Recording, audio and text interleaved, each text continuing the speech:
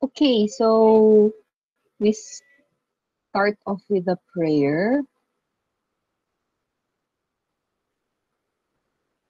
Let us put ourselves in God's holy presence. For the Catholics, make the sign of the cross, Father, Son, Holy Spirit. Amen. Dear God, I don't have the answers, but I know you do. And when I put you first, everything else will fall into proper place. So increase my faith and dependence on you, that I may follow you all the days of my life. In Jesus' name, Amen. Father. Okay, may hapon again. For those of you who just came in, kindly write down your names sa chat section, chat part, and that will be our attendance. Okay, so last meeting, we started off discussing about attitude, briefly going through attitude as a big part of social psychology. However, through evolution and dynamism in the discipline, social representation came about as a way of exploring further what was originally seen as limitations of attitude. So, which is why we discussed about social representation. And we just have to emphasize that it doesn't mean that social representation should take over attitude and that attitude should be erased. Kuan lang siya, kanang like what Howarth was saying, um, they can live with each other in a way that depending on what is being looked into, they can feed each other. The concept of attitude feeding the concept of social representation. So it does not have to be one or the other. And then after social representation, we entered into the discussion of culture. So how our evaluations through attitudes which eventually is being communicated and eventually being explored further through social representation can feed into our culture. However, in terms of studying culture, three approaches are usually discussed. These are cross-cultural, cultural, and indigenous psychology. So when we talk of studying culture, exploring culture, kani sila ang three approaches ang kasagaran gagamiton when we talk of culture in psychology. So for the afternoon, we were not able to discuss habitus the last time. So for the afternoon, we will be discussing habitus. So brief koan lang siya, brief trivia. Si Bordeaux is a sociologist actually. He's not a psychologist, but um, maybe if you have explored further about habitus, maybe if you have searched further sa net in terms of what habitus is kay, the two articles may have been very confined into um, psychosocial researches na.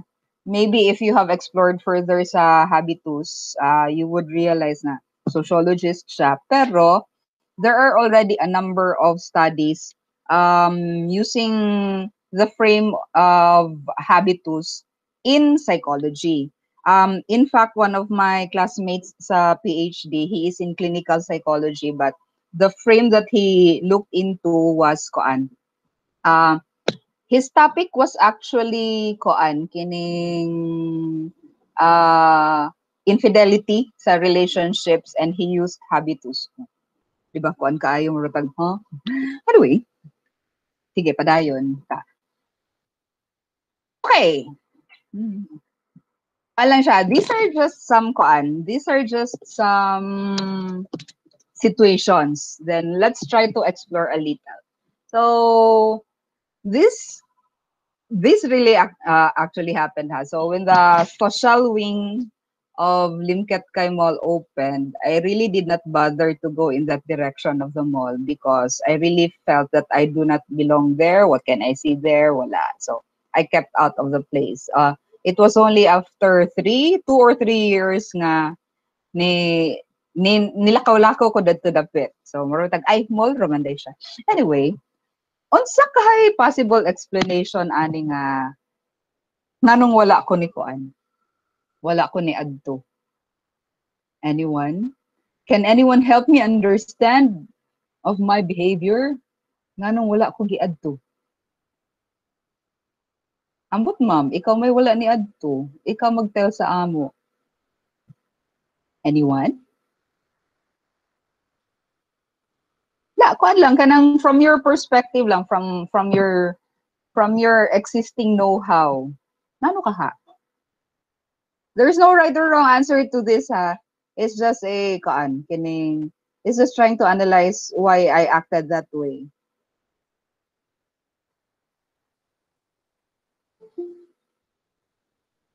Abi na ako nanay ni kuan. Anyone? No silent kasi sila karon. Nay nag-on silang microphone. Wala. Sige, padayon na lang sa other situations. Sige. A second situation is Filipinos have a strong sense of traditions and practices, like for instance, fiesta. Then, even if it's a very Catholic na kuan, it's a very Catholic Catholic-based na practice, pero people of other practices somehow would still take part into it. So, like for instance, sa sinulog, daghan kaayo mo adto sa kuan sa Cebu to partake of the celebration. Or kung sa City Fiesta,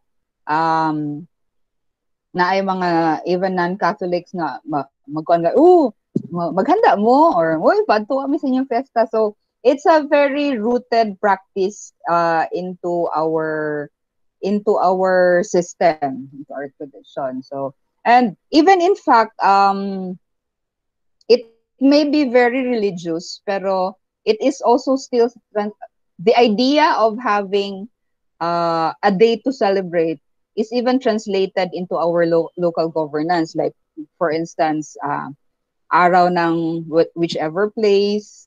So, and the feels for this araw, mga araw, kay mura siya, fiesta gihapon siya, murag town fiesta ra gyud gihapon siya. Ngano kaha ni? Hello? Di pantungnaw mo? Hilong kay mo karon. Anyone? Try lang. Walay sayo. Hello? Hi, ma'am. Good afternoon po. Yes, This is Larissa. Sure, go ahead. I'll try po dun sa first situation. I think po, just like what's happening right now po, parang, di ba sa example po, is sa Limket ka, you did not bother to go to the direction because of because you felt out of place.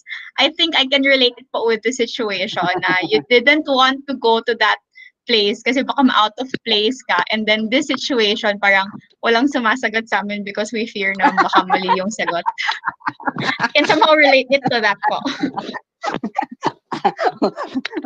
Actually, that's a very interesting response you have there. Pero ngano ka ha? Ngano man na? Where is it coming from? I think, ma'am, because ingrained po sa atin na kapag may mali po tayo, we most of the time parang, parang we get laughed at, or yun yung palaging mas naaalala ng mga tao sa atin, na awkward tayo, na mali yung ginawa natin. That's why we have the tendency na pagbago tayo sa place, we tend to look at the people kung ano muna yung ginagawa nila, and then saka na lang natin yun gagayahin. To make sure na we're correct. and that's really sad. Pero yeah. Thank you for that, Larisse. Thank you. Okay. So, it took forever for one to say something. So, padayon na lang sa atenta ha. Sige. The third one, we do not have to discuss this at this point, pero we will be discussing this along the way. So, this was a picture posted on social media, unfortunately by a psych graduate. So it was a picture of three street children climbing up a vegetable delivery truck in Agora. So um, because it was only a picture, maybe the one who took the picture actually saw what happened. Basig yun siguro nangawat. So the caption read, mga kawatan, walay batasan, mga tapulan. Ibutang ta nagutom mo pero wa mo naluoy sa driver na magbayad sa gikawat ninyo. Ang moingon na harsh ko, mas labaw walay batasan ug tapulan. So maybe initial reaction. Hello, ma'am. Hi Chloe. Ah, Yes, para sa initial ako, reaction to this. initial reaction ako, ma'am, is siguro kay nagsulod man gyud kog psych bitaw, ma'am. So, yes, ma'am, ako yung ginahuna na gid, ma'am, kay ang side sa children ug ang side Ah, po sa sa driver ug sa katong nag-post, ma'am. So, siguro initial na ko na reaction kay maluoy ko sa children, of course, kay wala biya gid sila, I think wala siguro sila street children good sila, so wala gid sila makaon ana. Maluoy pud ko sa driver uh-huh, kay mhm, oo, ingon sa katong caption na sila siya mo bayad, of mhm, course. mhm, Then medyo frustrated siguro ko sa katong nag-post aning kanang mga mm, mm, kawatan ana mm, kay wala siya kabalo sa side sa street mhm, children og nag-side ra siya sa kanang driver ana bitaw. mm, So mm. muna kong initial na thought sa kanina situation, ma'am. So tanan angles gyud no? Murag Yes, ma'am. I think it's already a part of our discipline to look at the different angles. Okay, Yes, so ma'am. thank you. Thank you for that, Chloe. So somehow the next question that I would want to ask would be, how do you think your social class has influenced the way you think, feel, and act? So practically this is our guide question as we go about discussing about habitus. So for Habitus, you had two readings rather. So that's of Wagner and Diane Rie. Si Kang Rie lang kay nag-focus on the affect, the emotions. But for Wagner, although pareho sila nga in terms of exploring or researching the psychosocial with the frame of habitus. So, um, wala siya, brief run through of some descriptions of what habitus is. So, habitus is a system of dispositions that is of permanent manners of being, seeing, acting, and thinking, or a system of long-lasting, but not necessarily permanent schemes or schemata, or structures of perception, conception, and action. Um, Among the earlier definition of Bordeaux is systems of durable, transportable dispositions, structured structures, predisposed to function as structuring structures, that is, as principles which generate and organize practices and representations that can be objectively adapted to their outcome without presupposing a conscious aiming at ends or any express mastery of the operations necessary in order to attain them. I think he got better eventually, no? Through time, he was able to better define the concept of habitus. Taas kayo yung sentence structure. Nanaway pa. Anyway. Okay, so let us continue. So, um, in a way, murag, from these definitions, mura siya, it's the built-in subconscious way that we perceive and categorize things in the world because of how we were raised without knowing that we were actually doing it, and that structures our taste and action. So ang kaning mga naka-build in na nga mga subconscious ways or manners, and in terms of perceiving and categorizing things that we deal with in our world, and kani sila nga mga built-in nga mga ways, uh, practically we got this through the way we were raised and what we were exposed to when we were growing up, and somehow we were not really aware that it is happening, and that somehow kani siya nga mga built-in subconscious ways, it gives structure, or it gives a plot, or it gives foundation to our preferences, our tastes, our actions. Technically, if we have to translate habitus to its origins, actually it's taste. Ano siya, si taste. So, which was why ang isa sa mga first nang i-introduce ni Wagner was the outer becomes the inner. So, mura bitog, the outer becomes the inner. Unsa kaha ni?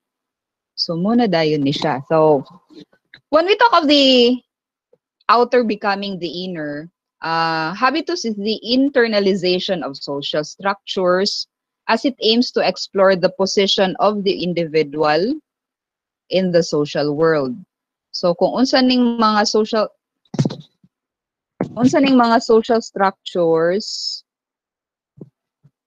ma-internalize ni sa tao, and because of this internalization, somehow the person can position himself or herself in the social world that he or she is moving into. So, habitus includes very relevant unconscious elements of classed beings, examining the dialectic relation between material reality and unconsciously formed attitudes. So, ang interaction sa outside world, outside material world, and then the inside steerings of attitudes and how it is unconsciously being formed. So when we talk of unconscious, these are normative concerns in terms of how to fit in sa kung unsa tong kung aha ka karon nga social world. This unconscious somehow is that normative concern. So when we talk of normative concern, dili siya necessarily nga ako ra. Kay even if initially you may feel nga ikaw ra ang naaani nga feeling, pero in actuality this is happening to everyone kumbaga. So kay too much in the social world are publicly defined, and that it becomes a habit. So somehow that normative concern to fit in has become unconsciously a template nga kung naa ka sa isa ka new place, for instance, how do I act, etc., etc. Excuse me. So through the process of the outer becomes the inner through the process of internalization. Sorry, balik sa taani. Kani siya. Again, too much in the social world are publicly defined that it becomes a habit. So, kinsa may nag-ingon, let's say for instance, nga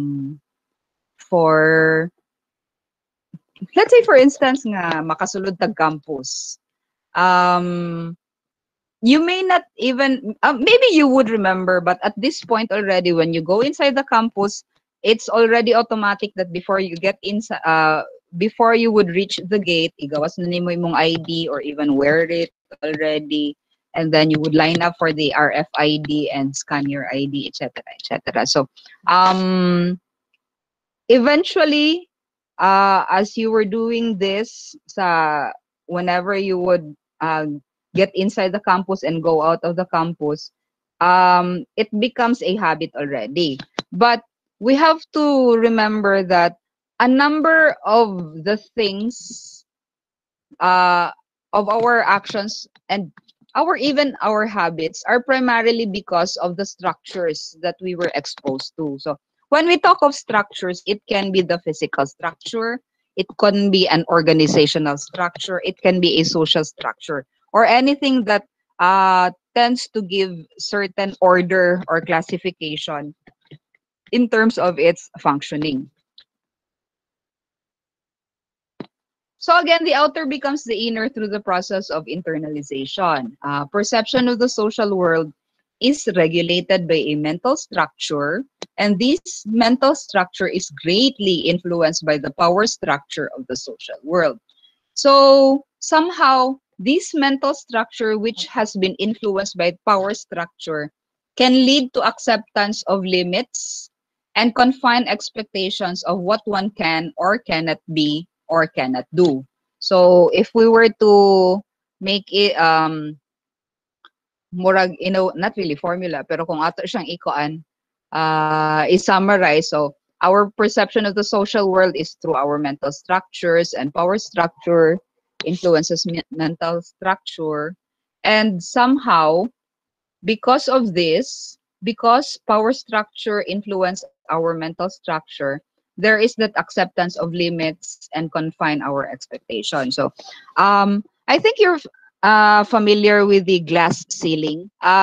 This is usually this is usually a concept discussed in organizational psychology, wherein, especially for females, it gives the impression that female employees can reach the top of the ladder.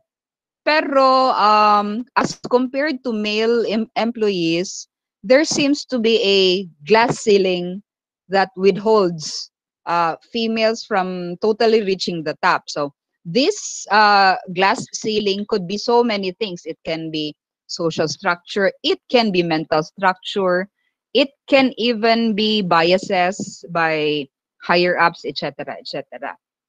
Um, Kagabi, I saw in YouTube about this mathematician. He was a very ordinary person, ordinary in a sense na average na siya. Dili siya bugok, di po siya bright. Then kanang insakto ra gyud siya. Then usahay mo muslak pagali siya, usahay mo absent siya, etc., etc. So murag normal gyud siya as normal can be. However, because his his mother or his father is a math teacher, and his mother is basta kuan kaning mga kuan, or iyang papa de ay murag iyang papa mo'y accountant and the mother is a math teacher. So in terms of externally being disciplined, wa siya mabuhat pero exposed gid kaayo siya sa mathematics. So one time nag-slack off na pod siya, late siya pag-abot, then pagkahuman dayon naanay problem, two problems that were written in the board. So because he was already 20 minutes late, that only gave him little time to understand what was being discussed. Gicopy lang dayon to niya ang problem, which he thought was an assignment. So pagkuan din kining pag-abot din niya sa balay, he tried to answer the assignment. Then he realized nga sayang kaayo nga na late siya kay wala niya na dungog ang discussion about how to answer the problem. So anyway, because it for him it was really very hard, but he tried to answer the problem anyway. So feeling niyang late na kayo siya sa pag-submit sa kuan sa iyang assignment. So gi-submit niya. Then pagkahuman din na tingala kay siya nga wala feedback. Then eventually after more than 2 weeks gipatawag siya sa iyang maestro. It turned out that was not actually an assignment. The professor just wrote down the two problems na, and they discussed about it na wala pa gyud solve adto nga problem in mathematics history. So and then here you are kuan kining naansira niya and correctly. So he, because of that na he made a name sa campus and eventually in the scientific world. And the biggest part of the puzzle there nga nganong na answer niya is because he missed out on what was said earlier by the professor nga these two problems are unanswerable. So bale, a big part of that is the mental structure already that came from a power structure, which is the professor who told the students na the problem was not answerable.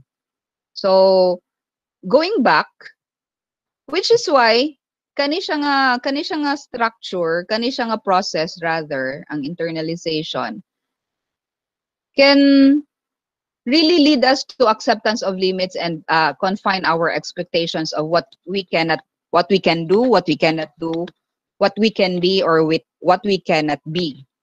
So makita nato nga it's not only the internal that's necessary, and it's not only the external, but the interplay of the external having influences or impact into the internal.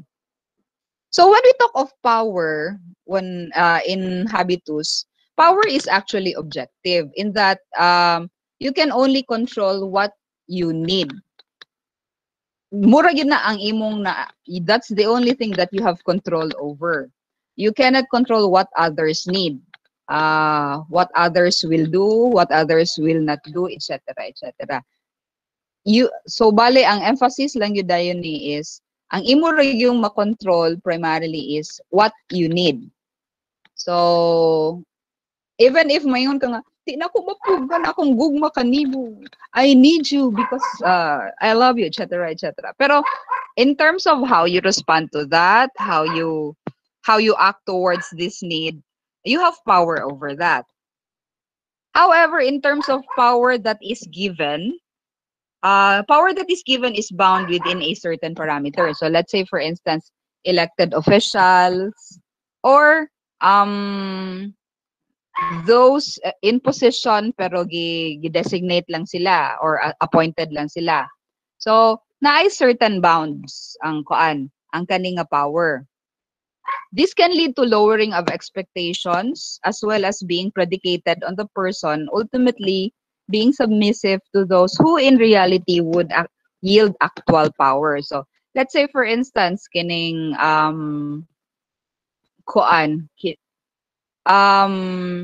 at this point ang akong gakahuna-hunaan is kanang mga cases na kinsa man gyud naay sala sa isa ka murder, ang trigger man o ang mastermind. So who has the actual power there?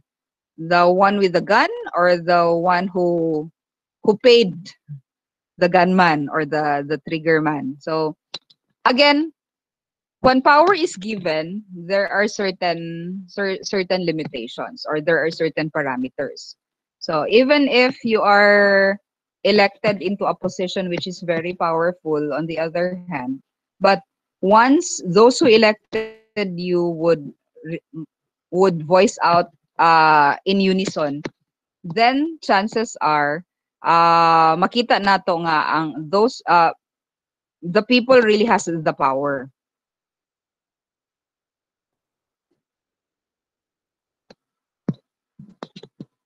The outer becomes the inner in terms of social realities, that is, or for example, an equal distribution of power. It appears natural or self-evident, and that the dominated social actor perceives her role as justified.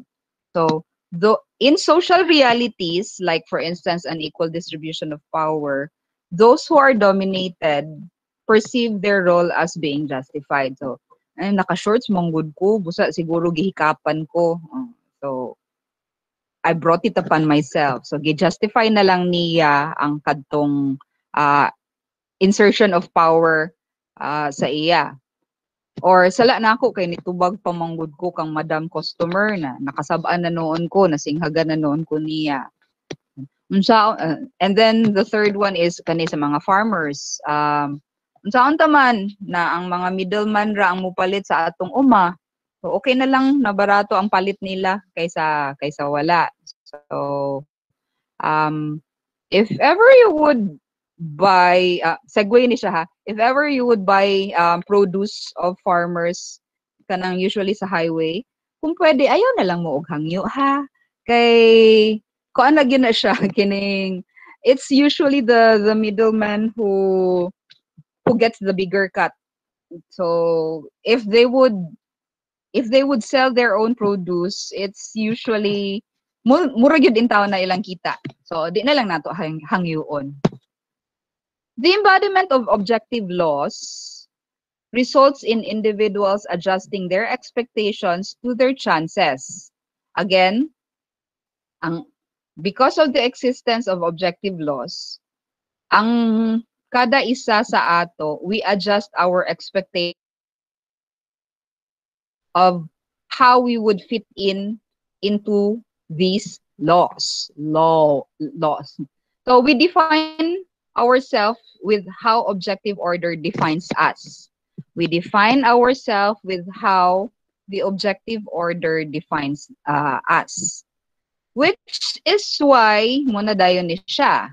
Kining we have to think again if we lower the age of criminality to 9 years old. So the argument really is nakasala sila, daghan na sila, salig nila na sila, etc., etc. There is no contention nga nakasala sila. Yun na siya giingon nga wala sila gibuhat nga murag kanang forgiven na. So ang kuan lang dayon ani is if we have to go back to developmental psychology, will it sit well with what we have learned or what developmental psych has shown. So if we have to go back na sa dayon ani in terms of objective laws, mo na dayon ni siya nga 9 years old, ang ilang idea of their identity is really still very malleable. So if they have to define themselves with how this objective law would define them, then mo gyud ning mutatak sa ila, criminal. So that will be ingrained further. So the outer, criminal ka, it can really be fossilized, ingrained into their system nga. Criminal gyud ko. So and we have seen this a lot, not just in the context of juvenile delinquency ha, pero if we would hear of something na koan, if we would hear about something being told to us for several times, eventually mutuo na ta na. So koan siya kaning mahimo na din siyang okay, that's part of who I am kay mumay akong nadunggan. Man to. Anyway, sige. Okay, so if we have to kuan siya ha, you do not have to this is just a way of illustrating how they would relate to each other. So habitus times capital, and the product of habitus and capital, if we add up to the field, we get practice. So before discussing further, we have to realize that this practice happens in a social space. When we talk of social space, it's the locale that anchors a practice. So it does not have to be something physical. The social space does not have to be something physical. Okay, there are so many instances wherein even if it's not a physical na kuan o kaganiha was it you, Larissa, nga katong kuan nga kuan na murag na ingrain na sa ato nga mahadlok ta nga masayop, so di na lang ta mostorya. So Yes, ma'am. yeah, thank you for that. So that's already the social space that we are in. So the practice there na dayon is ang behavior na din nato ana whenever we would be in a social space that has been similar to how it was before. Muna din nga, there are certain practices na dayon that can that would trigger certain habitus. Sorry. Okay.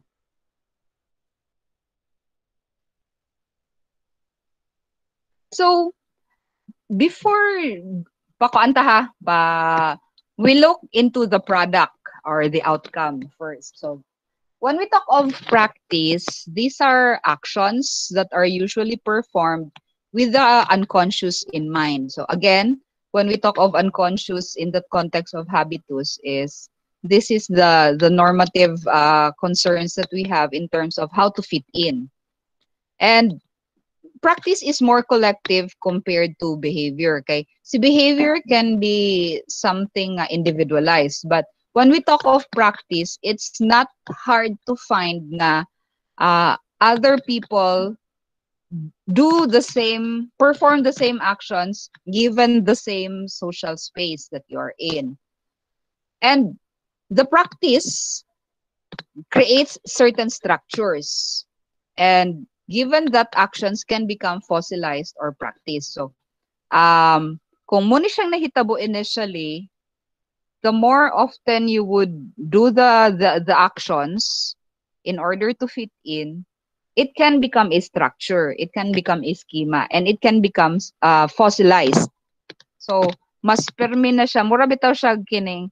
Initially, as a reaction lang siya, but it was practiced not just by you, but by other people. So, it becomes fossilized. So, mo bitaw ng kanang one of the things that we would hear is we are doing things not necessarily because we know what we are doing, but because that's what's being done. So naanad without necessarily thinking about it. When we talk of practice, this is a relatively permanent way of relating with others, or a way of collectively relating or relating with groups. So this is not a personal or individual thing. So this is actually a group, how you would relate collectively of a group. So ang dynamics ninyo appeal na diha sa practice. Putol. Okay. So, sorry. So the product of habitus and capital, this is very internal, and this is where constructions of concepts or constructs would happen. So expand pa nato ni further sa capital. And then the plus field. See, field is very subjective. This is field is an individual person's interpretation because of the conditions of the objective capital. So, kung naay objective capital, how do I interpret it? So, unsay akong interpretation sa una pag open sa Marks and Spencer? Di ko ka-afford, pobre ko. So, muna dayon since mauman ang akong mauman akong interpretation, or that ang Marks and Spencer kini di sila mo dawat og poor or mga ingana. So that was my interpretation. So that was my field. So this a person's interpretation, subjective interpretation, is dependent on the objective condition of the capital. And that leads to a variation of practices in the same field. So when we talk of variations of practices in the same field, mubita ng people coming from maybe even one social or one social class, they may react differently to an objective capital or an objective na condition. They may react differently. Okay, again, it's really the subjective interpretation of a person. So such variation makes it these differences makes the interpretation subjective. And field is also episodic. When we talk of episodic, kuan siya. Maybe for the initial episode that you came about with this certain objective capital, muni ang imong interpretation. But further along, na you are able to produce and reproduce this structure nga. Okay, di man day siya threatening, dili day siya kuan, etc., etc. So, eventually, your own interpretation can vary. So, dinhi na dayon ni siya. Kita nato ang mga variations in of practices na. Because primarily, field is episodic. And the plus part there, the field feeds validation to the capital in terms of how this is interpreted. So, ang mura siyang maghatag og feedback sa field. Busa bitaw nang kanang, there are some people, the thing that I can think of at this point is kanang physically attractive individuals. Physically attractive individuals tend to have better chances in the social world, whether we like it or not, because the field would feed it. And because the field feeds it, maka-receive sila ana. Ang ilang subjective, physically attractive individuals, ang ila dahing subjective interpretation of a new field would be nga, okay, I have better chances of this. So, it's non-threatening. Pwede, murag, makita din na, okay, pwede rin. So, we can see here nga, mukam in ang behavioral pattern na dayon. Na, maybe for personality, we can call it a behavioral pattern. Pero, in the context of the psychosocial, it's the subjective interpretation of the objective capital. So let's say, for instance, I forgot. Okay. Especially for, let's say, for Filipinos, kung naagali mo mo appeal sa pageant na medyo flat og ilong or dili kaayo flawless, grabe kaayong mga Filipino, mura bitag kayo na ang maganda. Kung mapangot siya, kay mura sila na ang ultimate beauty. So, which is also why, if you would join in a pageant siguro, ikaw mismo, mo take ka og second thought na, okay, flawless ba ko? Kuan ba akong ngipon, etc., etc. And sakto ba ang akong ilong, etc., etc. So, again, the field feeds the capital. Kay unsa man dining mga capital dayon, wala ra ba kaayo ni siya gi. Although na-mention ni Wagner, I barely with Rie, pero wala kaayo nila gi thoroughly discuss on it. So, for Bordeaux, muni ang mga capital. Si economic capital, it's what you have. So it's really objective what you have. Cultural capital, on the other hand, is what you know. And social capital is who you know.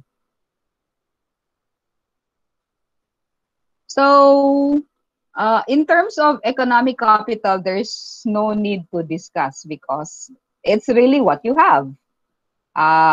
Unsay muna, ang balay, bank account, ang imong kanang mga nangabayran na nga mga material things. Take note, nabayran na ha, so dili inutang. Kay kung si inutang pa, that's still not yours. That's not yours yet. So, until such time nga mabayran na nimo, ang mga inutang dili na a part of your economic capital. For cultural capital, this is what you know. Cultural capital, as defined by Bordeaux, is instruments for the appropriation of symbolic wealth, socially designated as worthy of being sought or possessed. So it's something that one acquires for equipping oneself.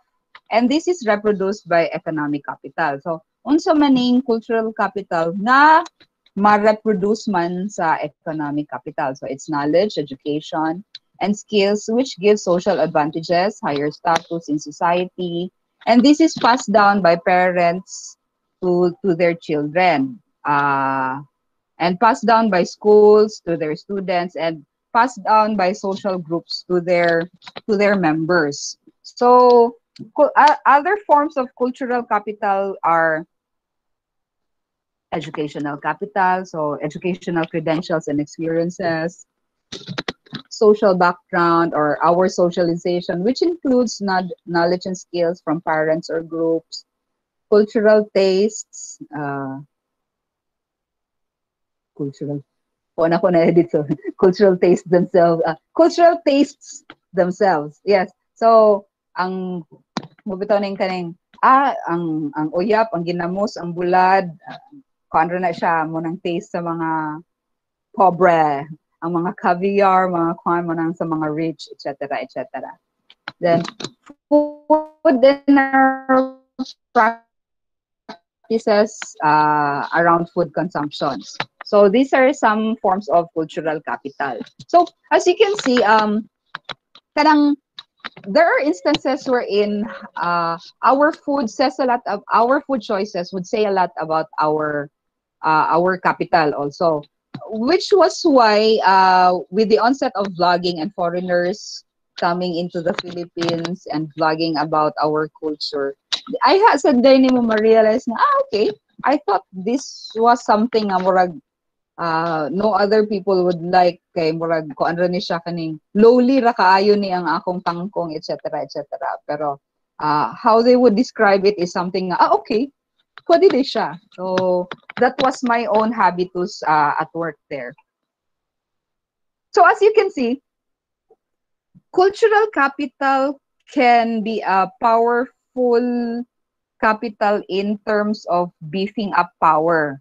So you may not have this, but if you have this, then medyo ang imong quote unquote imong classification murag medyo na nakay better edge.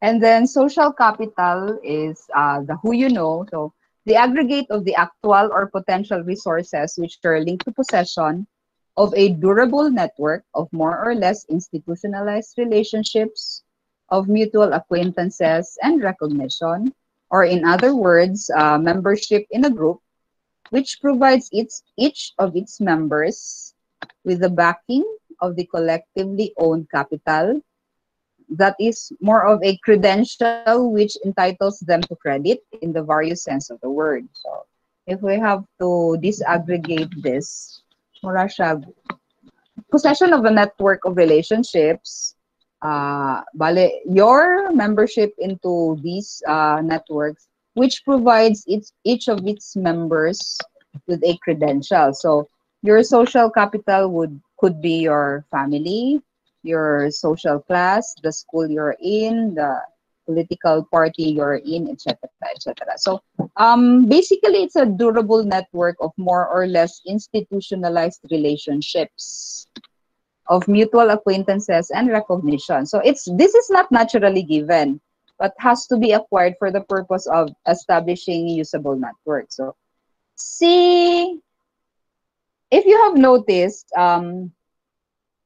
see, school can be a part of a social capital, but it can also be a part of your cultural capital. Kay we have to remember na these three capitals, they are actually working together. So the volume of the social capital possessed by a given agent thus depends on the size of the network of connections he can effectively mobilize and on the volume of the capital possessed in his own right by each of those to whom he is connected. So this network thus exerts a multiplier effect on the capital he possesses in his own right. So perhaps even if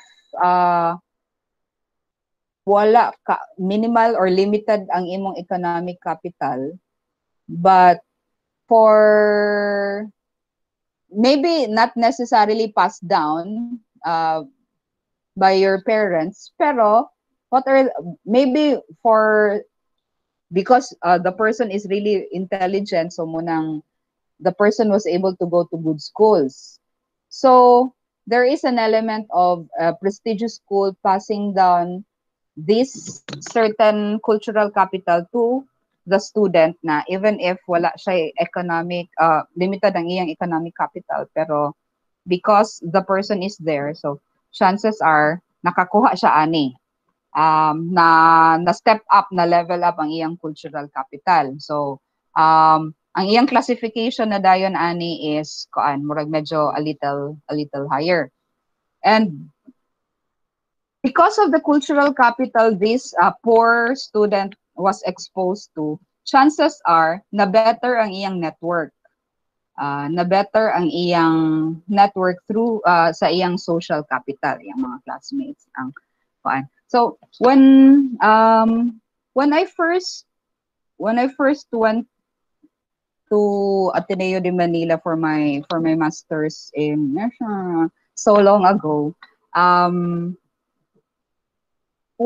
pagsulod nako ni function na dayon ang akong habitus no nga social nga school, I don't belong here. Social kay sila mga itsura. Actually, social sila not in the bling-bling sense. Social sila, they have certain manners nga makaingon kag social sila, pero dili sila bling-blingy. Dili sila showy. Nga koan. Makita lang nimo nga, okay, tsada silang car. Okay, branded in ilang mga clothes, etc., etc. The time I went for my master's, kining Mikey Kuhuangco was a student, psych si Mikey Kuhuangco. And then, grabe, kaya siya ka-simple. So, white t-shirt, jeans lang dayon, etc., etc. Pero anyway, so there was this person na kining na classmate na ako for grad school. Then nakaingon ko nga, yes, finally, I found someone nga maka-relate ko kay iyang father is taga Bohol or basta marag ang kuan nila is sa iyang father is rooted sa Bohol. So she was attempting to speak in Bisaya also. So murag ay kakyat nemo. So anyway, finally murag feeling na ako ay salamat na ako'y kapareho gyud in terms of social status.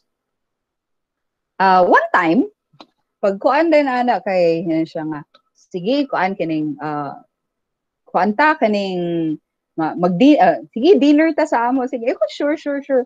Pag-ara day dayon kay ga-drive day siya own car niya. So okay. Sige, I will take a step backward. Dili day mi murag kuan day mi murag magulang siya sa ako in that manner. So na siya car. Then while going to their place, mga pila ka meters away sa ilang balay, wa pa'y cellphone adto ha. Shit, sorry. Nana siya pero di pa kayo siya uso, pero I'm exposing my age. So pag kualager din ana is ni kuandayan siya kining nag walkie-talkie lang sila. Oh my God, I'm revealing my age here. Pero anyway, so nag walkie-talkie lang sila nga. Parang they are speaking in codes ba? Nga, okay, sige, fine. So pag abot din sa ilan, open lang dayon ang gate. Okay. Super rich kid day kayo siya. So mura bitag okay. So that being said, makuan nimo nga kay actually kung dato sa dako na realize no nga, the really rich do not act rich. Ang mga novo rich, ang kaning mga medyo dili mga bag-o pa nga mga rich or medyo dili pa kaayo kuan, muni noon silang murag mo exert gyud noon sa ilang kuan. Mo exert sa ilang practice nga rich lagi ko. So in the hopes that they will convince their mental structure nga naa sila certain power. Pero anyway, going back to social capital kani siya. So sila di ay tag-iya sa Dagupan Electric ato akong friend. And kuan ang iyang ang iyang lolo o si Mr. Abaya sa Sepalco din sa Cagayan were really very close, and they started the co-op of electric companies in the Philippines. So that being said, murag makuan ka nga, okay, so pila na pila na ka generations, kumbaga.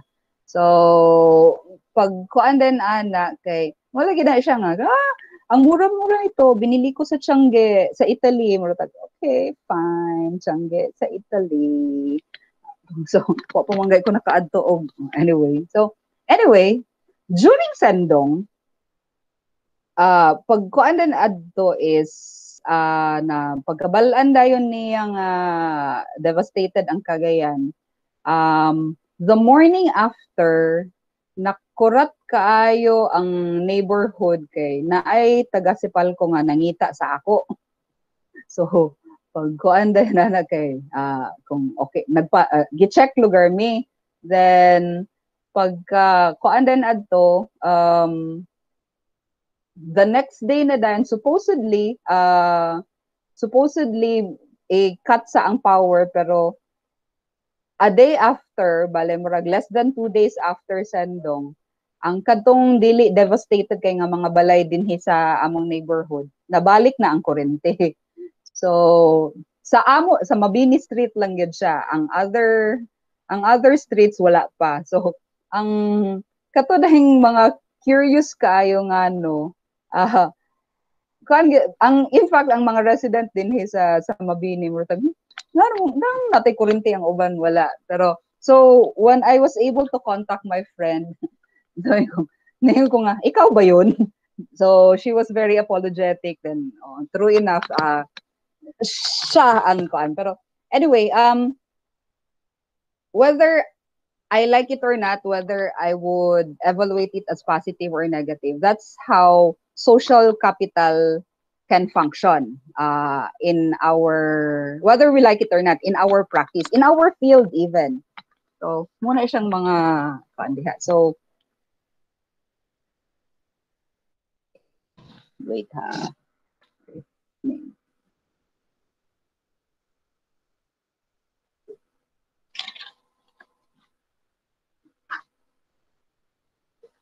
Okay. So, balik sa tadere again. So, habitus primarily is a process wherein the external can become internal. So, how outside structures can become ingrained into our system.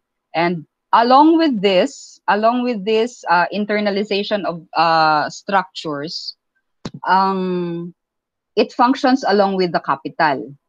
And capital dayon, kato siya, si economic, si cultural, o si social, diha dayon nato makita nga in terms of how it can interact with what was internalized.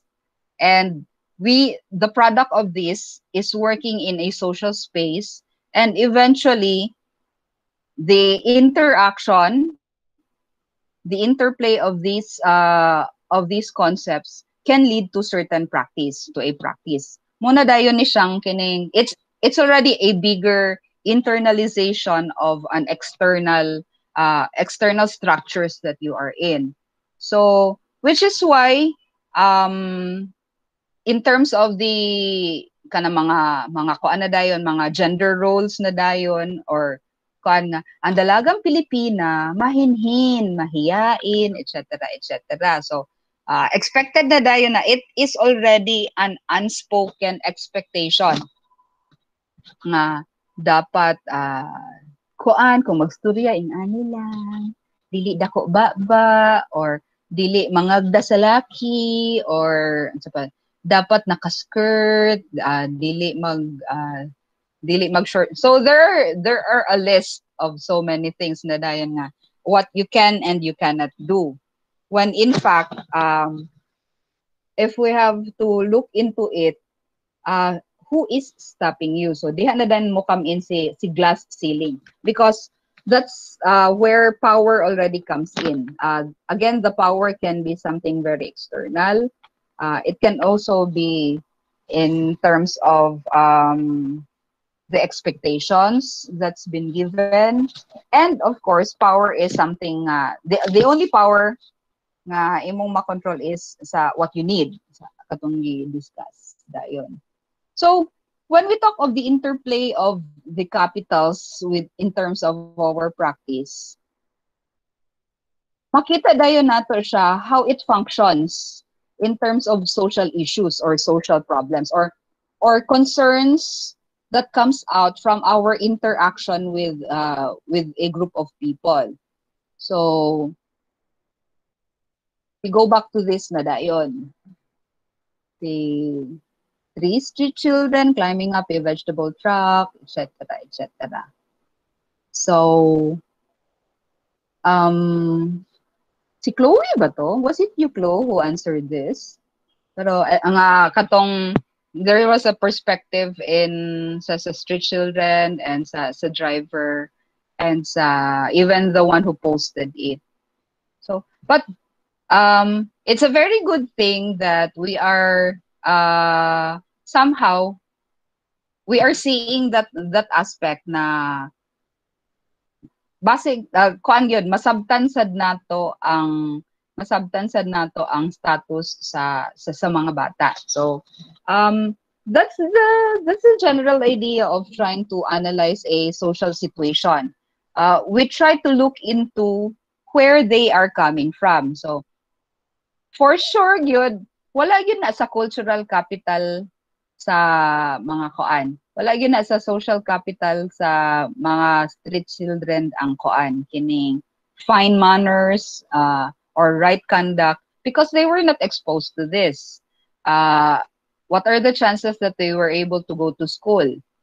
And if they did, asa sila gapuyo? Unsay kasagaran madunggan sa ilang community. So, and it's not a far off possibility nga sa ilang koan, sa ilang neighborhood, or maybe even in their household is constant bickering. Maybe with parents or sa mga siblings among each other. In fact, I worked with a Street Children Foundation before. That's a very normal na profile sa among mga clients na koan. Kining nilayas sila kay usually koan siya bulag ang parents or eventually broken ang marriage sa not even union sa ilang parents, then ang ilang step parent dili nila kasundo, or if ever manggali dili broken ang family pero permiaway ang parents or permiaway na ay constant bickering in the household. And where does this usually come from? Walay makaon or kulang ang gakanon, walay pang gasto sa eskwelahan, mga requirements, etc., etc. And most of their concerns are rooted actually in their poverty. So diha kasagaran rooted ang ilang bickering, but it does not stop there. Because of this bickering, you can only imagine what cultural capital they were exposed to. So kung muni ang behavior nga ilang nakuha sa balay, would you expect anything different? It's not judgment, it's just saying it as it is. Mauma na ang ilang nakitaan, so mauna ang ilang i-replicate. Mauma na ang na-expose sila with, so mauna ang ilang i-replicate. Mauya po na ilang buhaton. Okay? Mauma na ilang exposure. If we have to touch into family dynamics even, this, what I just said, nga kung unsa to ilang na-exposed with, mao ilang i-replicate, this is again very similar to how we do things if we are not careful. Even if we would say na di ko ganahan sa pagka-handle sa kong parents, pero I do not want to be like my mother or my father because blah blah blah blah blah. But I would end up doing the same things. Kay primarily the practice that was that became a cultural capital to the child was exactly that. So munang na incorporate niya sa iyang system. So to go back to this, which is why ang muna dayon ni siya nga it would be so hard if you have a degree in psychology yet post something like this. Okay, it only goes to show that you really did not make use of your social capital when you were yet a student in psychology. Wow, that was so mean. Pero yes, yes. Do not let your degrees in psychology go to waste by being judgmental.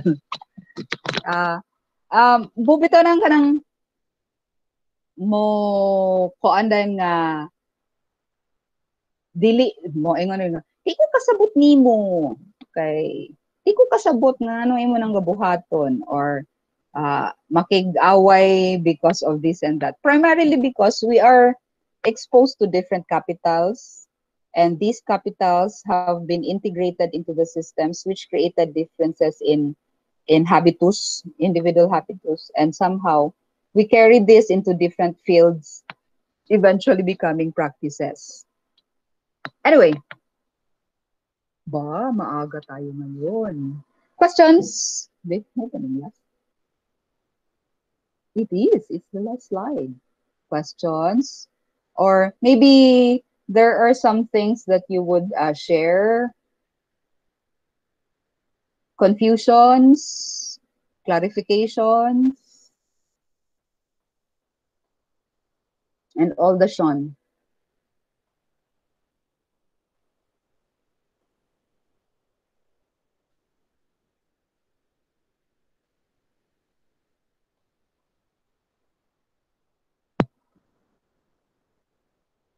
Hello?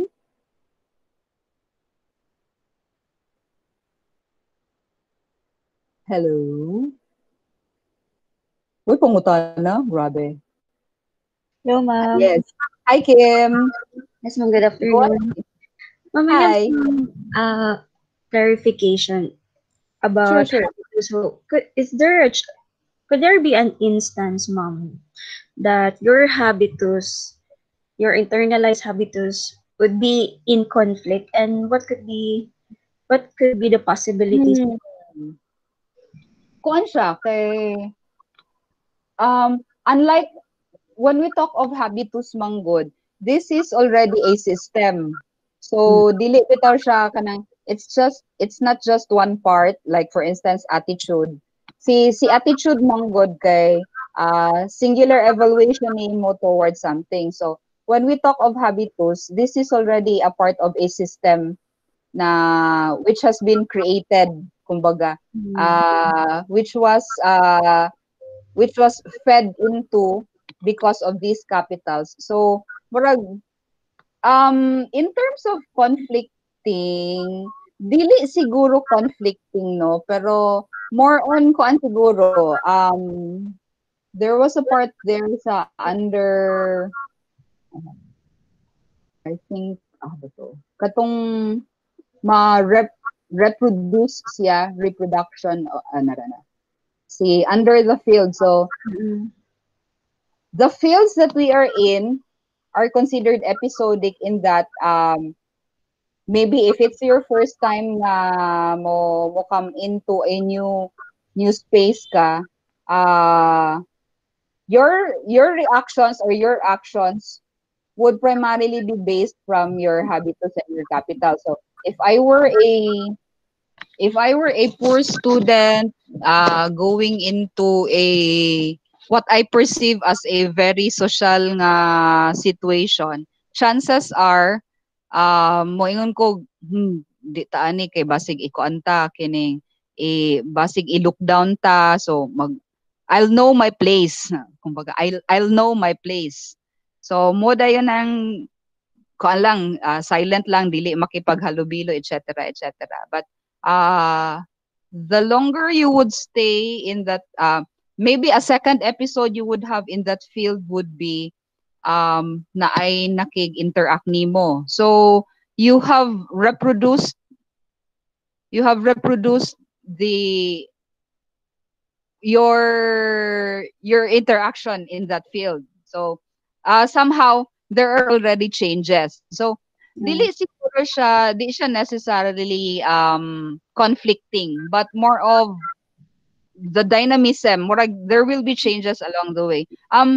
I remembered sa kuan kang, oh my god, I forgot. There was this Hollywood actor nga black nga who came from an African nation, or was an African nation. Then pagkahuman, he did not know about apartheid and the segregation of whites, the blacks from the whites, and how the blacks are being discriminated in the US. Mga 1950s man to siya pag-abot niya sa US. So pag-abot niya sa US, nakakuha siya og job as delivery boy. So pagkuan din ana kining ang iya ding first na delivery. So sa front door siya. Then pagkahuman din, pag-abot din niya sa front door, nanuktok dayon siya, nag-doorbell siya. Then pag-open dayon ana, nasuko kaayo ang housewife nga nag-order adto nga delivery. So giingnan siya sa housewife nga, you uh, you should know where you are, boy. You should know your place, boy. So go to the back door.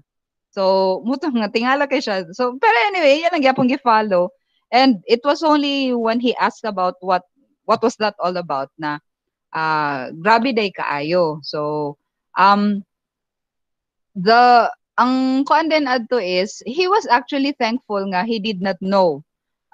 He didn't know what is happening in the US at the time in terms of skin color. Kay otherwise kuan siya kaning ang iyang interpretation of what American life would have been very different. Basig di na noon kaayo siya. Mahadlok na noon siya maningkamot, etc. etc. So,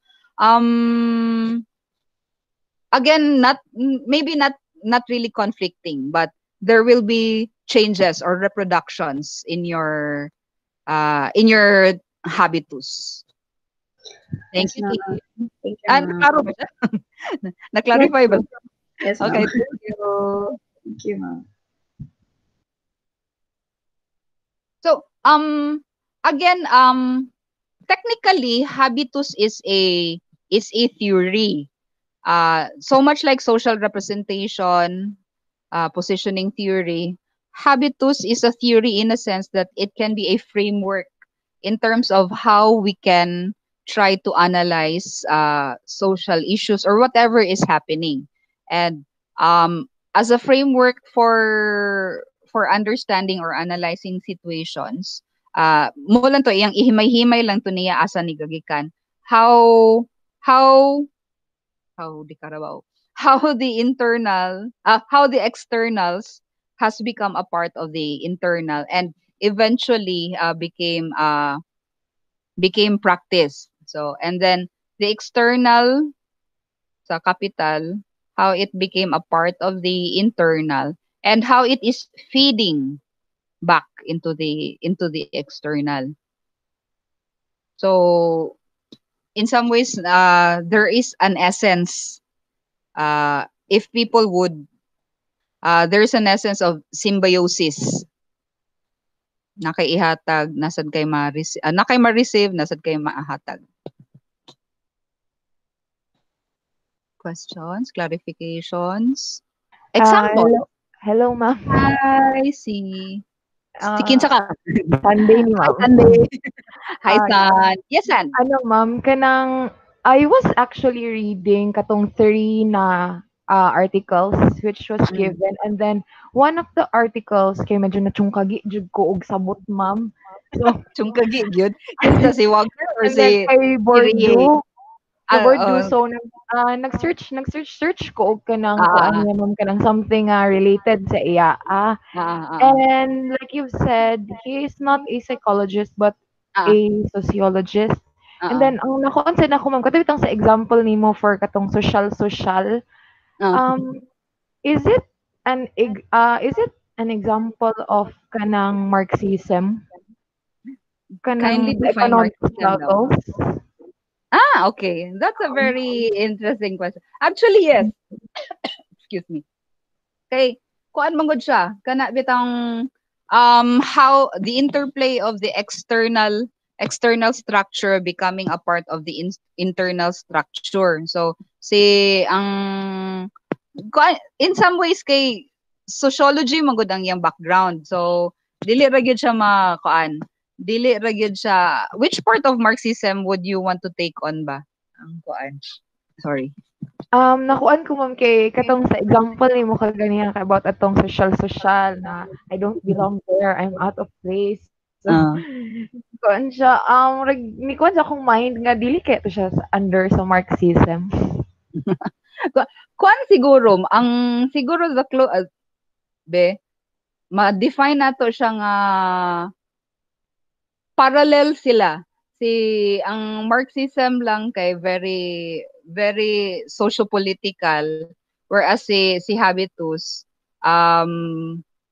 makuan gid siya kay there are so many works of Bourdieu manggod nga kuan kining it really touches on affect, on even psychoanalysis. Ang mutong kang Rie, kang Dian Rie nga article muto ang iyang gitackle nga nganong strong ang psycho part, psychological part sa habitus. So parallel dayon ana would be the Marxism, pero si Marxism manggod kay ang structural gyud kaayo ang gatan-awon.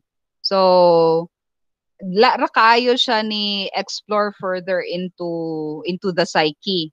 Pero ang si habitus manggod, because it looks into the internal, si psych dayon murag ni kuan siya ni touch dayon siya or ni anchor on na dayon siya ana nga. Okay, this is a good interplay of the sociology and psychology aspect. In fact, this was mentioned by Rie sa article ni Rie nga kuan.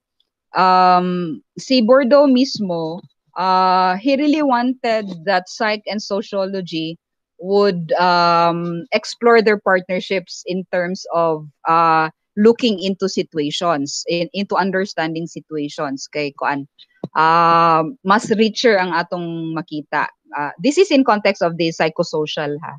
So again, going back to your question nga di ba ka ni Marxism. Actually, again, parallel siya kay it's how people are classifying themselves, how people would classify others, even if there is no objective nga basis to it. So yeah, Okay, thank you ma'am. So, mas naklaro na nako siya. thank you. Thank you.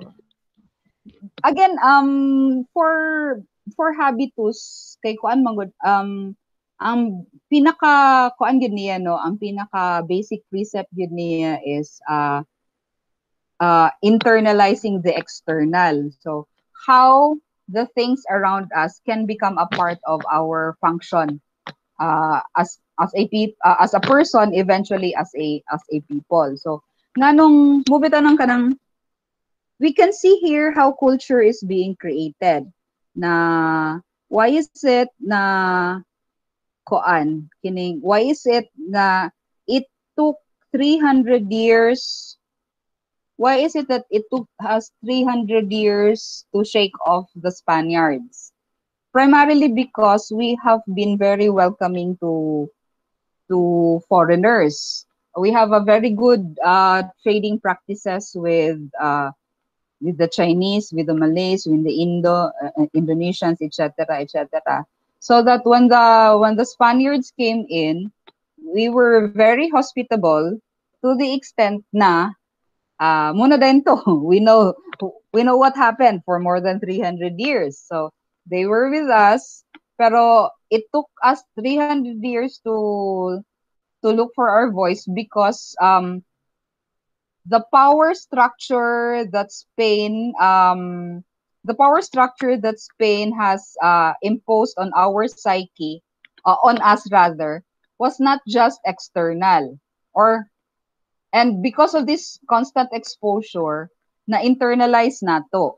Muna dayon ng kanang kung unsay buhaton sa mga Spaniards, mubagot-bot pero mubagot-bot pero there's not one uniting voice.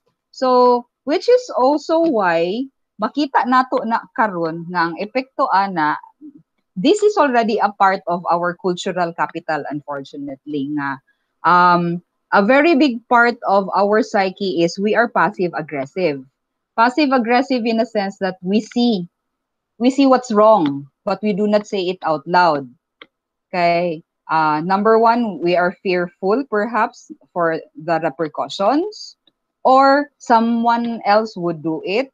Kinsa man ko, yano ramang ko. So internalized na kaayo ni siya nga mga roles nato sa society, or as a whole sa of how things are working. So murag na internalize kay nato nga koan kining muhilom lang ta, and the farthest that we can go would be we become passive aggressive. So and we even see that di na lang. Anyway, we see that a lot, and we think nga it's less common sa quote unquote mga koan kining mga organizations nga koan, or even educational system. No, makita gyud gihapon na siya. So again, when we talk of what is happening right now, dili na siya isolated with kay si cultural capital manggod, a big part of that is the history of the people, or the history of the family. Going back sa katong number 2 nga question nako earlier nga in terms of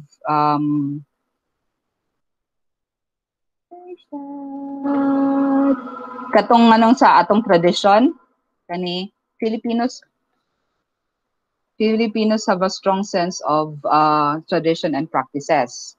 So even if koan siya kaning kay primarily because this has been, we hear this a lot. It's been handed down through generations. Pero it's not just the practice of the external actually. It's not just the big practices like town fiesta or Christmases, etc., etc. But in terms of how the families are. So maybe for most of us here, we were exposed to praying before meals, or praying before going to sleep, etc., etc., or at least doing certain practices that recognizes a higher being. So this is not just once a year nga fiesta, but this is a day-to-day practice that a child was exposed to primarily perhaps from the mother, although there are also some fathers, but usually it's the mother, when the mother is taking care of the children. And the mother, of course, obviously got this from her mother as well. So murag mo translate siya from generation to generation. So kung unsa ang mental structure sa mother, there's a big possibility nga ma-translate sad na sa mental structure sa bata through cultural capital. So which is again why when we talk of age-old concerns, yun na siya pwede nga ang response is only in the here and now. We have to look into the possible areas where the problem that contributes to the problem rather. So ang mulang ni siya nga ang akong gaganahan sa habitus is it does not simply say nga tungod sa mother or tungod sa society, but it really looks into how these different areas has contributed to the here and now. And it's not only about a group of people, but we can also look into how an individual acts because he or she is a part of that group of people. Dili obvious no nga gaganahan ko sa habitus mo. Anyway, any other clarifications, confusions, examples? I would want to hear examples if you can think of. I remember before when I was doing my master's thesis is on street children detained at Cagayan de Oro City Jail. And so practically street children. Then when I was doing my interview sa jail, sayunra siya, relatively sayunra siya kuan kay relatively sayunra siya kay confinement siya. But it was only looking back after nga ko nga okay, medyo daring man gyud ito kay that time manggo dili pa separated ang mga bata from the adults. So they may have a different cell pero during the day they can always interact with the adults. Then whenever I would do my data gathering, I was there for 3 to 4 hours straight. Then puro baya na laki. So muro tag okay, hindi ko hindi ko inantala ang risk. Tagalog yun. But anyway, when I was doing my data gathering for street children who are yet on the streets, bale murag wala pa'y sala, quote and quote, I had a hard time gathering my data because of externals. Kung diha ra mo sa kilid, saba kaayo. So ang kasagaran dayon kung dadon pud nako ang bata sa eatery bakaha or kanang air conditioned na room para dili saba, bugi dayon na ang initial reaction sa bata, dili kasab-an mite. And true enough, kanang kung mabiyaan nako ang bata sa kuan in the duration of the interview, maybe if I would get food or what, kasab-an gyud ang bata even if I was there. So ang resulta sa dinana kay kasabaan po nako ang nagkasaba sa bata. Anyway, questions, clarifications, sharing.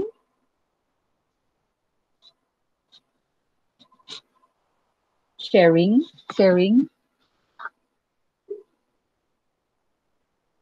So, at this point siguro no, one of the learnings, one of the glaring learnings here is what we think are the limitations actually is most of the limitations that we recognize and we apply to ourselves. Although there are really things nga limited gyud siya no, kanang di gyud pwede. There are several of that, but there are also so many limitations we are faced with na apparently if you would look into the scenario, it's really not an actual limitation, but it's just a part of the social structure that you were exposed to that made it limited. Question? Sige, kuan na lang kining what struck you most, Char? Or learnings na lang. Anybody lang. Dili required sa tanan. Although there are only 13 of us. Di na lang ta mo i-require. Mo na lang na atong kuan huling request ko, Char. Gipangtog daw mo, hilom kay mo karon. Ngano hilom mo karon? Oh, dili gid hilom kaayo, pero yeah. Medyo hilom mo karon. No, ma'am. Hi, Kim. Hi again. Ma'am, this is another question. Pwede po. Sure, go ahead. Yeah, so with Welcome. the process of internalization ma'am, sa iyong mechanism, how does it happen, ma'am? Does it really have to be direct experience or it could happen through indirect experiences? Yes. Ayun. Sinagot mong sarili mo. Okay, practically it's our interaction with our social world. So our interaction, quote unquote interaction with our social world can happen through direct or even indirect na experiences. So what we hear on TV, what we hear or see on TV can affect us. we can even internalize that even if it did not actually happen to us, but it can be a part of us. So mubitanang ka ng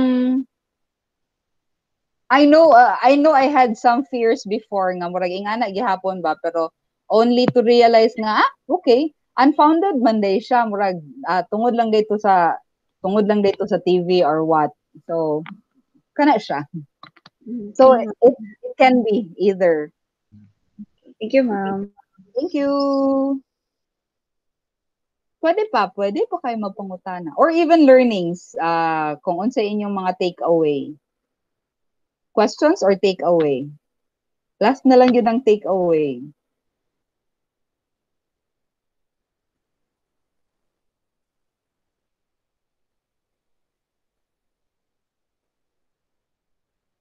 Hilom lagi ka karon, Beth.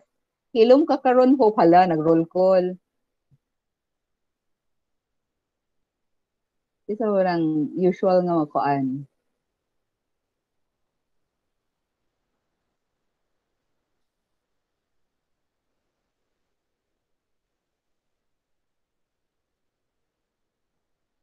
Nawala si Krisha.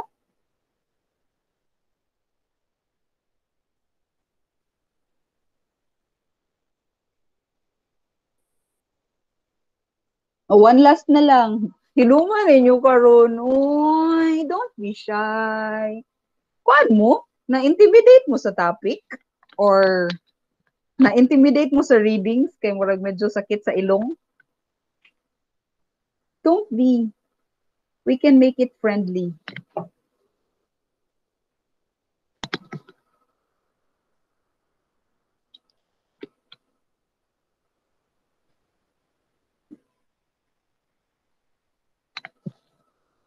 Learnings na lang or your takeaway.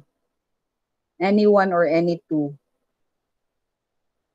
Please, please have mercy.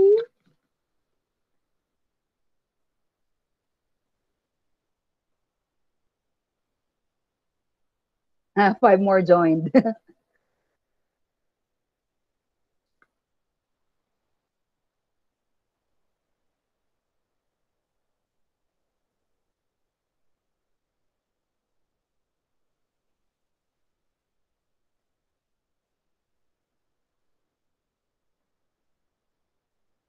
Oh, okay.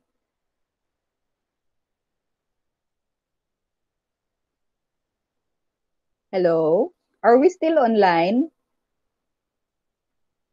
Yes, ma'am. Yes, ma'am. Nitingog man gyud ka, Nick. Yes, Ikaw na ma'am. ba ang first?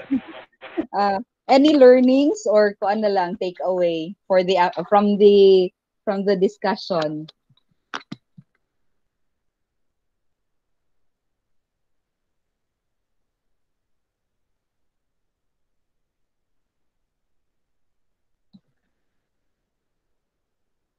Hello? Hello? Di mo gyud ta magkuan karon, di ta mag-end sa atong session karon kung walay takeaway. Gihadlok na noon, no? Imposition of structural power. Si teacher.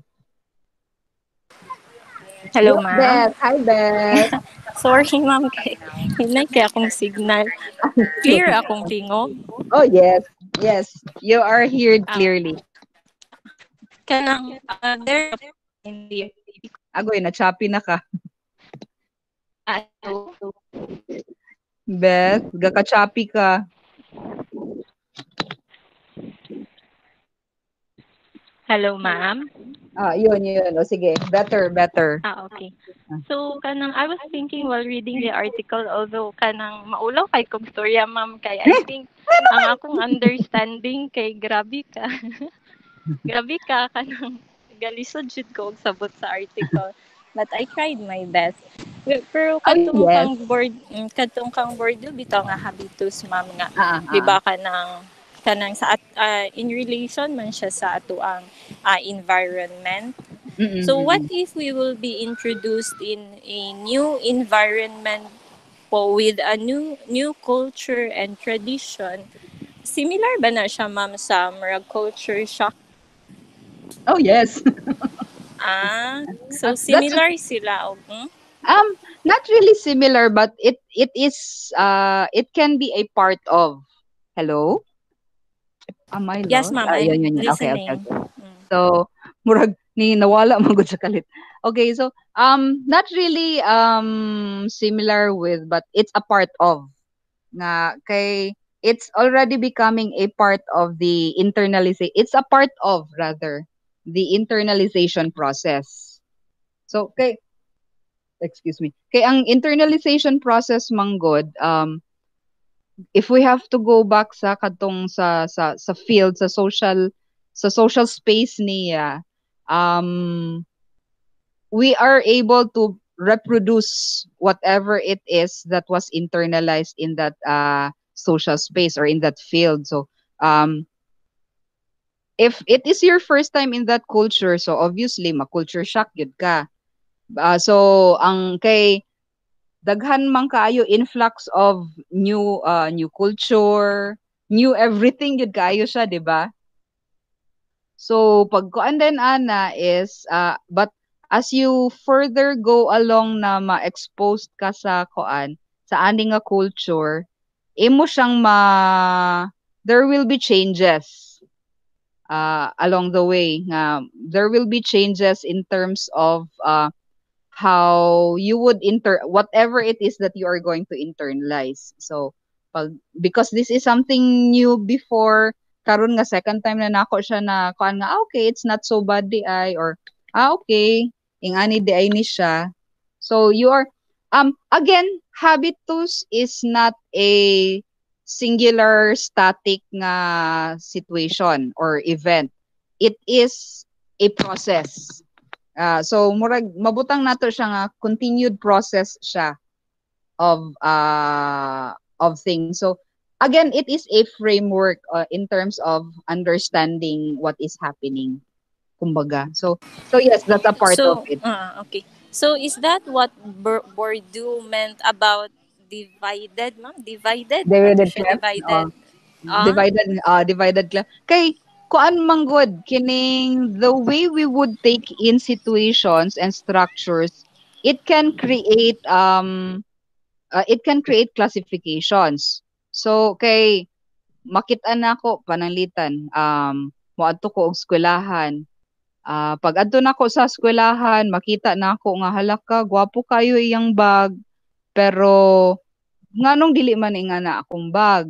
So ma-internalize ko na dahil na siya nga okay kay mahal man na wala man ko'y economic capital pero siya economic capital. So from that perception alone, from that interpretation, nag-create na ko sa classification nga siya kay rich, ako kay poor. So I have created that divided cleft already.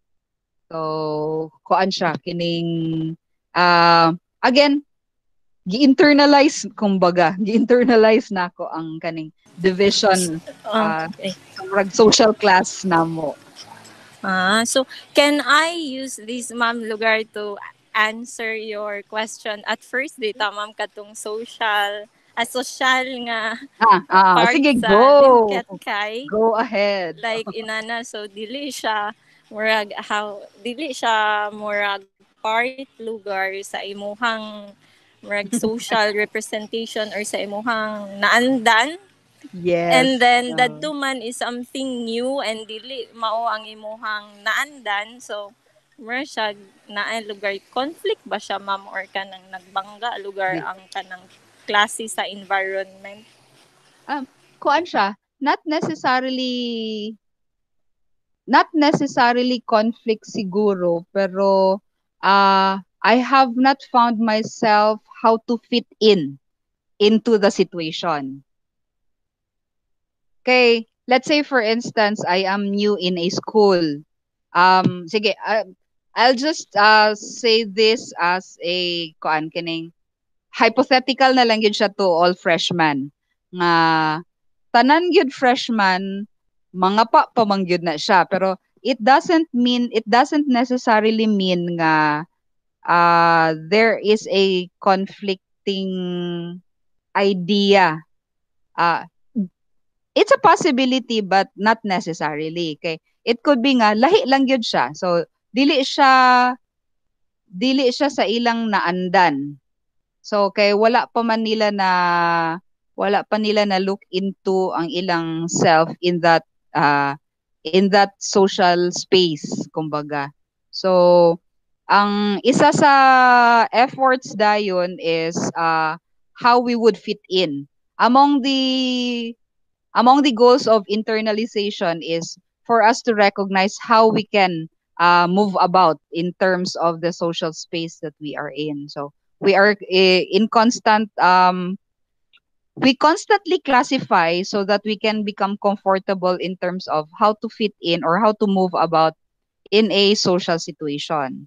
So mo dayon mo create na dayon ko og limitations para maplastar nako ang unsay expectations outside og unsay akong og unsay akong mga perceptions. Kay reality sad gyud nga naagi external nga mga structures that will dictate what I can or I cannot do.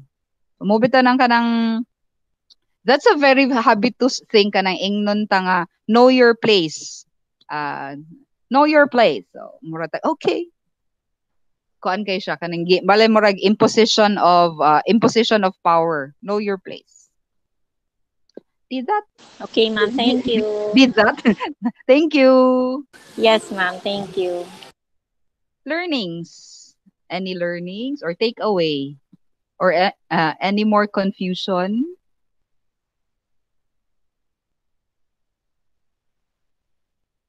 Clarification, di confusion. So technically, when you talk of a person's habitus, you are primarily referring to unsa to iyang mga exposed in. It could be it could be the physical environment, it could be the cultural capital, mga practices nila, or it could also be the networks that they have. So there are so many people na they may not be financially they may not be economically rich, pero because of the people that they know of, ang ilang social capital, murag naa sila certain the way they would take in the external structures, dili kayo ilang feeling dili sila ingana ka limited because they are exposed to certain social capitals. Isa na ko adto nilara oy dili, it's just stating as it is. Takeaway, maybe one more na lang kay 3:20 naman di ay. Hello, ma'am. Hi, Kim. Takeaway. Yes.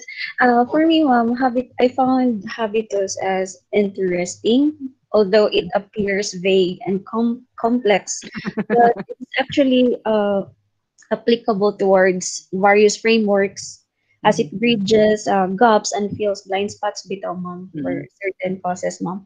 And another learning, ma'am, kay katabit ang concept ni Bordeaux sa social class.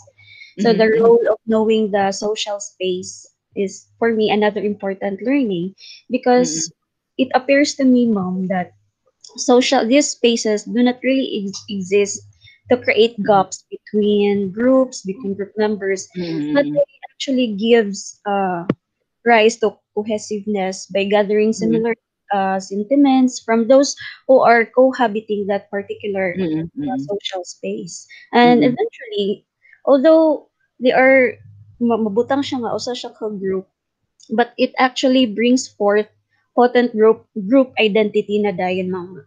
Wala na pod ako ang pagsabot. Thank you. I like when you said na kuan siya kining initially it may look complicated pero somehow we tend to classify.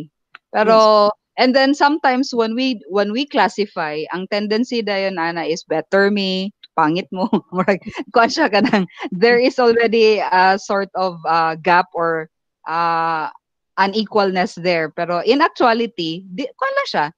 Lahi lang mo, lahi lang me. So, and somehow kana siya mo isa sa things pod siguro nga challenge sa ato nga to help people realize na these differences does not have to be nga you are better or we are better. We are just different. Nga we can create uh one picture nga that can create a better picture. So different colors would create a better bigger picture kumbaga. Thank you for that, Kim. Um, Okay, so sige, di na lang ko mamugos ninyo. Hilom kay mo karon bitaw oy. So, Ma'am, I just got back yeah, because of my internet. Ma'am, were you guys talking? Oh my goodness. di, Ma'am, I'm di here. hilom ra gyud siya. Ma'am, I saw you. Actually, ma'am, we actually have a sync right now. Gakaskas, lagi ko dire, ma'am. We have a sync sa DevPsych at 3 and then I've been troubleshooting my internet. So I was still Oh. stuck here. I was checking if like ko una makasulod. Like, kaya na pa man ang class ko. Okay, sige. Stay for 5 more minutes then adto na dagdab say kasaban ka Ma'am Jo. Oh, God. Sige. Any what do you have to say or contribute or what's your takeaway? My takeaway would be, since a while, it was earlier, I still had connection. It would be, get my camera.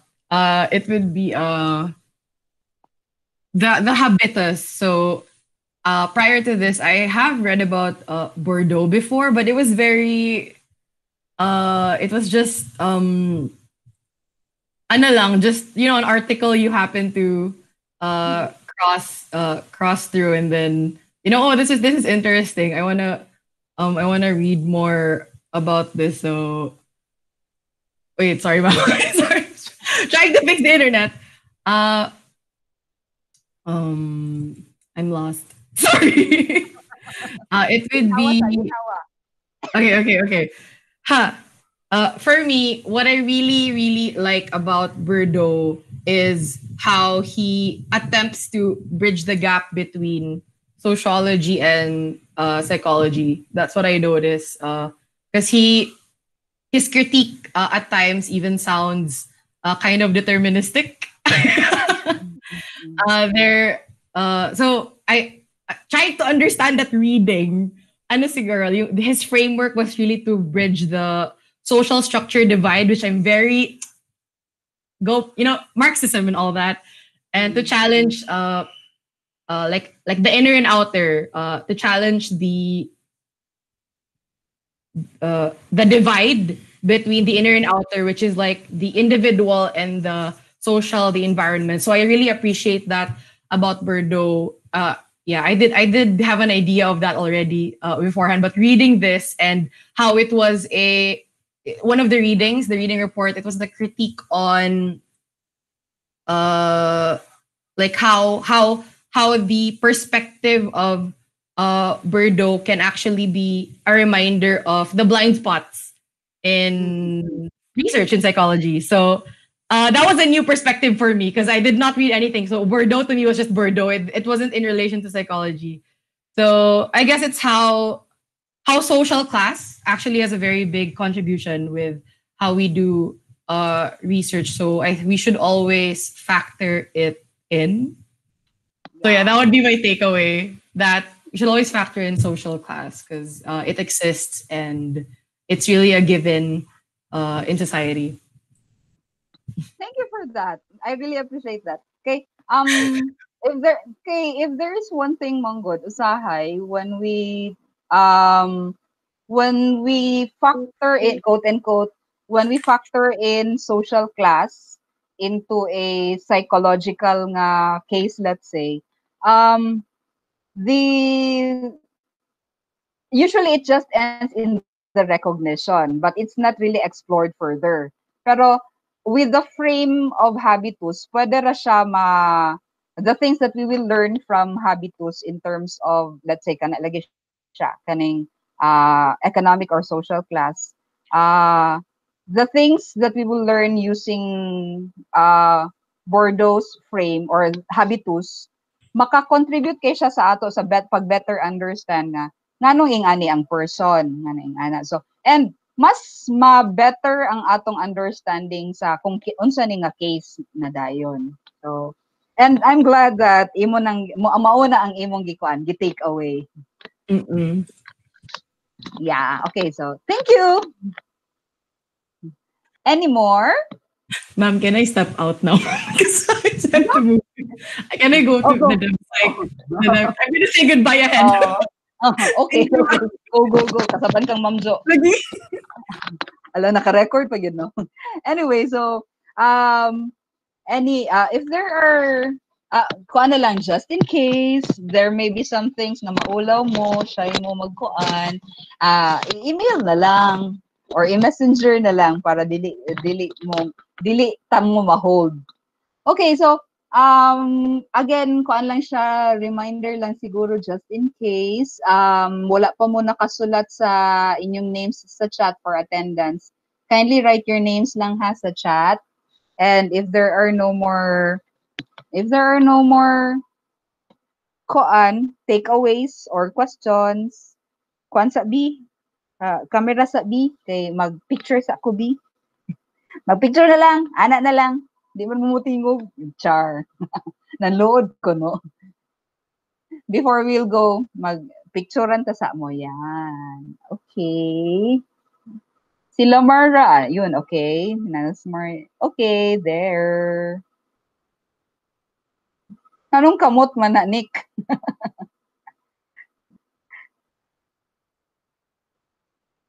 Okay. So, Lades. Di lang ni mo i-on imong camera. Okay, sige. Ready? 1, 2, 3. Okay. See you next time. Thank you. Thank you for Bye, coming. ma'am. Bye-bye. Thank you, Thank ma'am. you. Bye-bye. Ingat. Ay, si Lynn. Ay, pagigawa si Lady Lynn. Bye. Bye.